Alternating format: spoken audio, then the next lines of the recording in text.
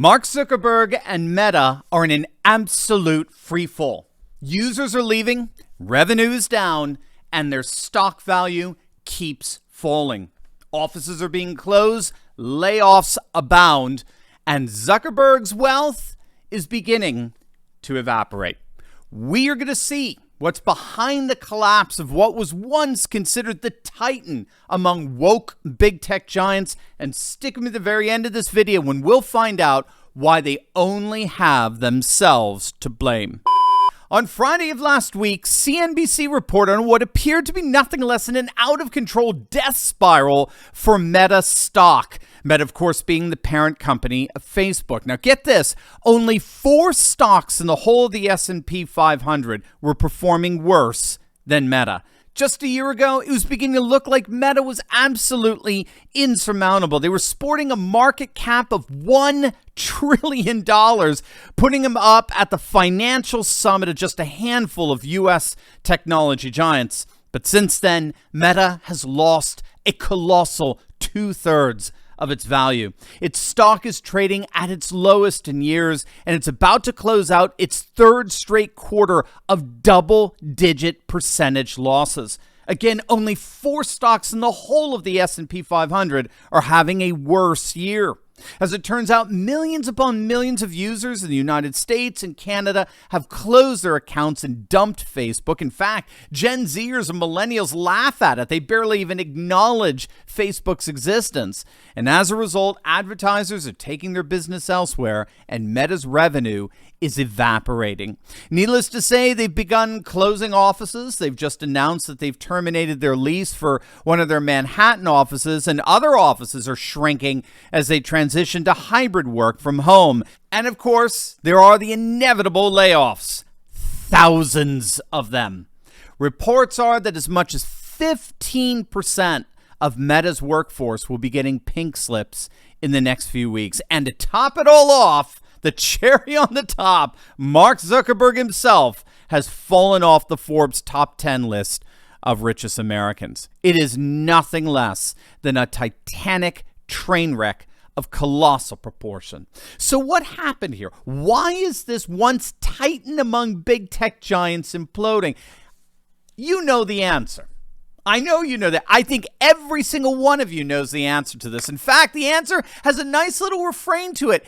Get blank, go blank, right? You don't need a value there. You don't have to buy a vowel. We will most certainly reveal the answer after you click on that link below and head on over to my special website for the Ready Project Food Supply. We all know that we can't wait for emergencies to happen before we respond to one. And no one, and I mean no one, makes preparing for an emergency more ridiculously easy and affordable than our good friends over at the Ready Project Food Supply. Gang, they're one of us. They're patriots, and they're simply the best. Their food kits last up to 25 years in storage. They include breakfast, lunches, and dinners. Every meal is at least 2,000 calories. And if you act right now, you're going to save 25% off a full 4-week emergency supply when you click on that link below to my special website. So whatever you do, don't wait. I've got my emergency food supply. Make sure you get yours.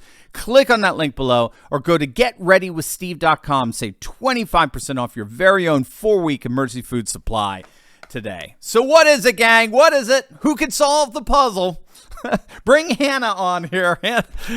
Get woke, go broke. That's exactly what happened to Meta, and they've left trail after trail of it. When Facebook banned President Trump from its platform, almost immediately, Facebook saw $34 billion, that's billion with a B, wiped out of their market valuation. They were financially crushed with that pathetically woke act of cancel culture. And then, of course, you had the whole saga involving the deliberate censoring of the Hunter Biden laptop bombshell that, according to the polls, would have sunk Biden in that election. A significant portion of the population have said that they would never have voted for him had they known he was involved in Hunter's illicit business activities, particularly with China. And then, of course, you've got the ridiculously woke culture at Meta. So, for example, last week, Sheryl Sandberg, the CEO COO of Meta for well over the last decade. She left the company after overseeing a market value loss of 60%. She was an absolute abject disaster by any standard of evaluation. But what's really behind that disaster, besides managerial incompetence, is her incessant and vile wokeness. You want to take a guess at what she has planned for the next chapter in her life? She's giving $3 million to Planned Parenthood and promises to be a front lines activist for abortion. That is who is running Facebook. That's the person who is in charge of deciding what you can post and what you can't. No wonder pro-life accounts were getting banned all over the place. And we're seeing, even with Elon Musk take over Twitter, we are seeing the world is moving away from wokeness. They want nothing more to do with it. And it's not even the cancel culture per se. I mean, that's bad enough, of course, but it's more than that. It's the fact that the proponents of wokeness look so obviously and pathetically petty. You might remember back in September of last year, a number of internal Facebook documents were anonymously leaked to the Wall Street Journal that detailed and described the controversial practices that Facebook executives were knowingly engaging in, such as disregarding their own research into the harms of Instagram, which Facebook owns, the harms of Instagram, particularly for young girls, and the false sense of self-image that Instagram promotes. In a further investigation, the New York Times concluded that the major reason why Facebook is so prone to prey on young girls' body image and ignore their own research is not because they're indifferent. It's not because they're so big and powerful. And it's not even because they don't frankly care. It's because they're so desperate. It's because Facebook is in so much trouble.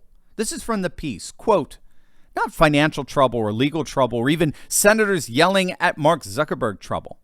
What I'm talking about is a kind of slow, steady decline that anyone who has ever seen a dying company up close can recognize. It's a cloud of existential dread that hangs over an organization whose best days are behind it, influencing every managerial priority and product decision and leading to increasingly desperate attempts to find a way out. This kind of decline is not necessarily visible from the outside, but insiders see 100 small, disquieting signs of it every day. User hostile growth hacks, frenetic pivots, executive paranoia, the gradual attrition of talented colleagues. And then after talking about comparisons with Godzilla in terms of how big and powerful Facebook was supposed to be, this piece goes on to note, quote, if these leaked documents proved anything, it's how un-Godzilla-like Facebook feels. Internally, the company worries that it's losing power and influence, not gaining it, and its own research shows that many of its products aren't thriving organically. Instead, it's going to increasingly extreme lengths to improve its toxic image and to stop users from abandoning its apps in favor of more compelling alternatives. In short, Facebook is basically morally keeling over. Having sold its soul to left-wing wokeness, it's imploding under the weight of its own absurdities. It claims to be a social media platform for everyone that censors opinions that offend them. They claim to be for women's rights, all at the same time they're demonstrably exploiting young girls. It does appear that we really are entering into a post-woke, post-cancel culture age.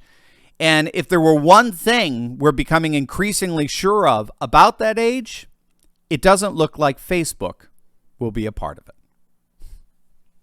As always, make sure to smack that bell and subscribe button, and you will definitely want to check out my latest video I just uploaded on Twitter employees panicking as Elon Musk is set to take over in just days. Oh, how delicious liberal tears are. You're going to love it. So make sure to click on that link, and I'll see you over there. God bless.